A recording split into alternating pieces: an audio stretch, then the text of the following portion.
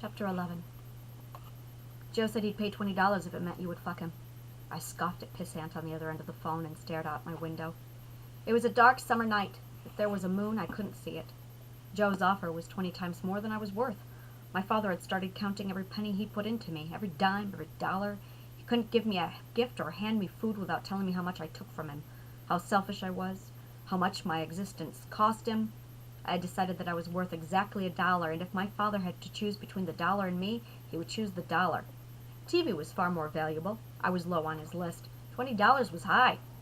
I hung up the phone and raged. Pissant had flirted and boasted and flounced his attraction, then shoved me onto Joe, yet again. My phone rang, just long enough for Pissant to call Joe and say, "You're up." "Hello?" I said. I hadn't bothered to hide the irritation in my tone. "What's wrong?" It was Joe. "I just got off the phone with Pissant.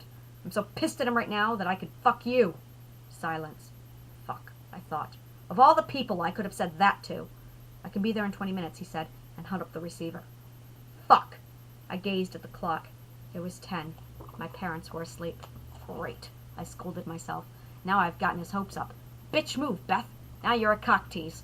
"Oh, no, you're not," a female voice scolded from somewhere deep within my head. "You promised," she argued. "You deliver." I did promise. I didn't want to. Maybe he wouldn't show. 20 minutes later, Joe was throwing pebbles at my window. Right. Not show my ass, I thought, and scolded the voice in my head. Going back on such a proposal was downright selfish of me. I had no choice. "Be right there," I whispered out my window to Joe. I closed my window, sighed, and slipped into the warm night. "Where do we go?" he asked. "Here," I said, and went to the only place where I knew to go. The wood. He followed me into the forest. I don't care. I didn't care. I was angry. Only angry. I didn't want to, but I had promised. If I am nothing, I'm a man of my word. I'm not a cock tease. I led him into the forest, fueled with my anger. I'd walked that trail so many times before. I knew this place. It was dark.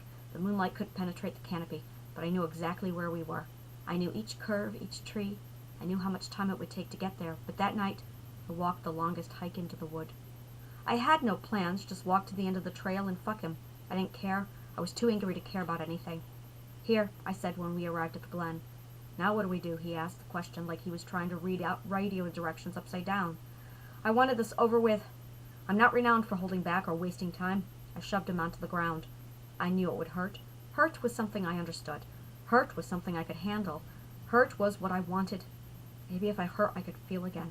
Feel something again. And it was no less than I deserved.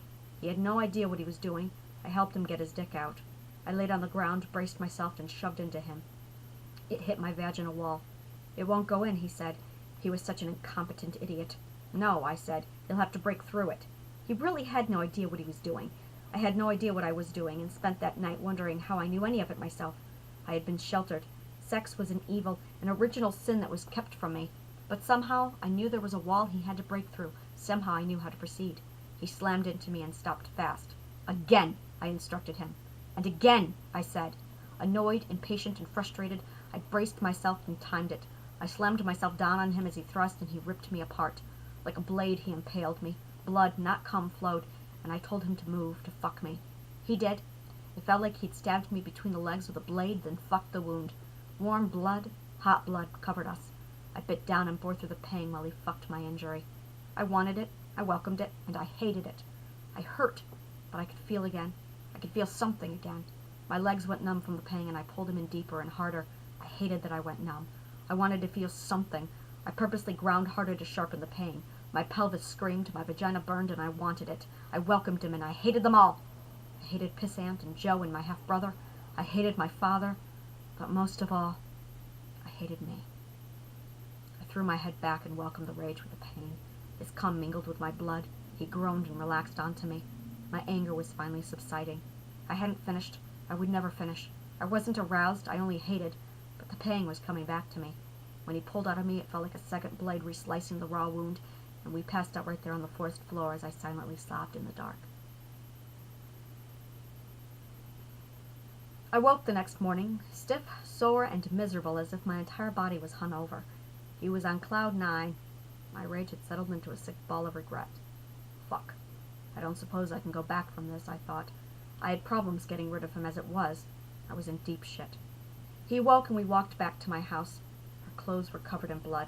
There was so much blood, and it was everywhere. We didn't make it 5 minutes. "Hey," he said, "let's go again."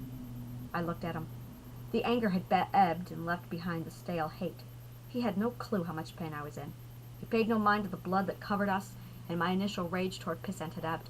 "No," I said, "I don't want to." Wrong words, Beth. His eyes turned cold, and that Joe that I'd always suspected was there, that Joe that I knew lay dormant beneath the sweet smiles, came out loud and clear.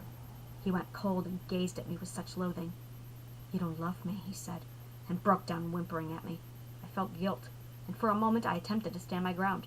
"I don't want to," I said. "It's because of Pissant!" he argued. "I'll kill him! I'll kill!" Wrong words to use with me. I heard that word, and as always I believed it. "Wait," I said as he punched the trees and swore. Fear gripped me, and I cursed my own selfishness. I could feel his anger climb. He looked at me with false sincerity that ripped my heart out, and I tasted the bitter stab of guilt. Oh, I knew his pain. I lived it. He turned his eyes gentle and whimpered. "Please let me fuck you," he begged. Or what? "Will you kill him if I don't?" I thought. Or worse, "You'll reject me." I said nothing but lay back on a rock. I let him do whatever he wanted to me. The pain was the first time. I said nothing but lay back on a rock. I let him do whatever he wanted to me. The pain the first time was nothing to the pain the second day. I bit my hand to stop the screams.